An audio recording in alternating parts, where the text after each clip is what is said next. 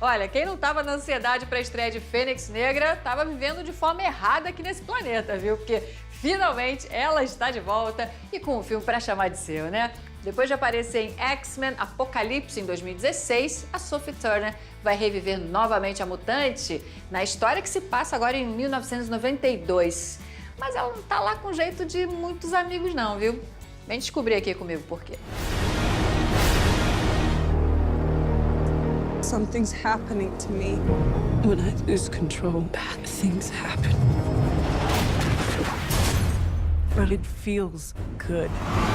Jean Grey está de volta aos cinemas, poderosíssima e totalmente fora de controle. A Fênix Negra foi enviada pelo professor Xavier para uma missão, junto com os outros membros dos X-Men.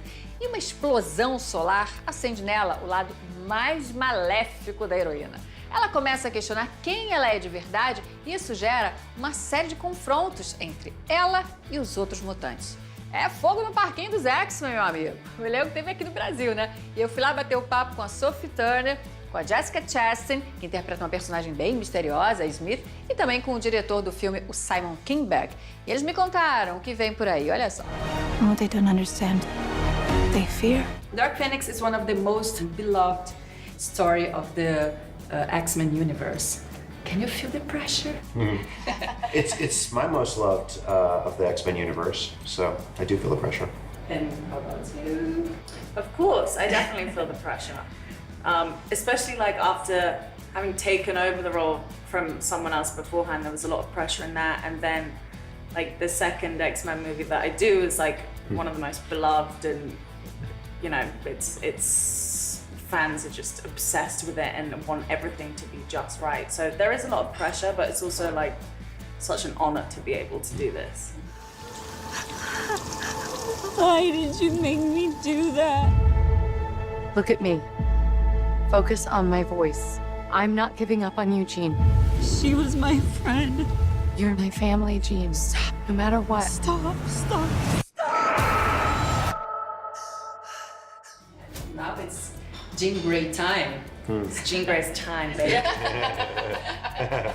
How's your feeling? How different is Jean Grey this time in comparison to the last movie?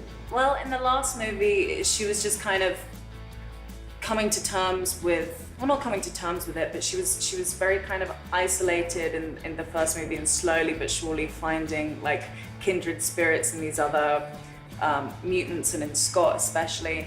And it was her kind of growing up and yeah, coming to terms with who she is and being okay with that. But in this movie, it's completely different. I mean, it's her coming to terms with the fact that she is unlike anyone else, and she can't fix herself, and she is out of control. And there's a lot of loss for her in this movie. Go. Kurt, where is she? I'm sorry.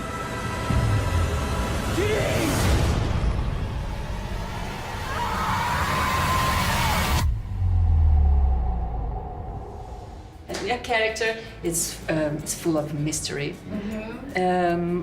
What can you say about it? What can you tell us about it? I can say that my character is someone who is trying to serve as a mentor to Jean and to encourage her to embrace her power and to not see it as something that's bad or you know, makes her unworthy, but something that actually makes her an incredible, powerful force. And because of that, perhaps she has some influence over Jean that others might not want her to have. That power destroyed everything it ever came into contact with. Until you. And what they don't understand, they fear.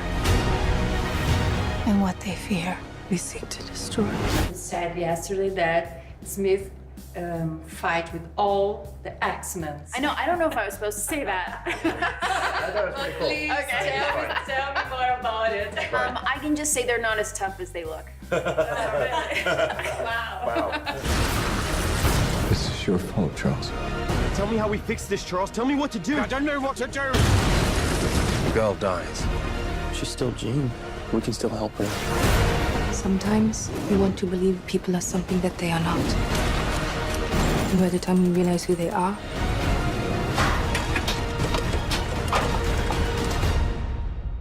it's too late. And this I love the fact that the focus this time is in ex-woman. Yep. Yeah, and so powerful to watch this. And can you tell us about? Yeah, I mean, it's part of what was so exciting to me about the movie is that it focuses on these incredibly strong female characters, which is something that is important to me and something that I think hopefully people will see more and more in film, and something that hasn't really been explored in a ensemble way in this genre. Obviously, Wonder Woman did it wonderfully, but no pun intended. But it didn't. It was focused on one character. One of the defining characteristics of the X-Men comics is that they had the strongest female characters in any of the comics, in the ensemble comics. And it was something that, for me, was really important to finally translate fully to screen. And if ever there was a moment that cried out for that kind of translation and sort of embracing of that empowerment, it's now. And it comes in a very important moment as well. I mean, it should have happened a long time ago. Right? In the 1930s, a lot of the films were focused on female characters, and they were incredible films. And we had Katharine Hepburn, and we had all these stories about women that were fascinating and interesting, and we kind of lost our way there a little bit. And so for me, it's just getting back to the norm. It's not in terms, I don't see it as necessarily like, okay, now women have their moment. It's like, okay, now we just need to be normal human beings and celebrate, both genders. And what makes this movie unique to keep the high level of the franchise? I think it's different than any other movie we've done in the franchise because it's, for the mainline X-Men movies, it's the most grounded, dramatic, emotional, I think, the most human, intimate, despite the fact that also it is the first one to leave planet Earth. So ironically, it's the most intimate, and yet it's also the one that has the most cosmic, interdimensional, interstellar scale to it as well. Thank you. Thank you so much. The world is on the brink. I'm sorry I didn't stop it sooner. You're always sorry, Charles, and there's always a speech, and nobody cares. There's still hope. The right to fear me. I've seen evil, and I'm looking at it now.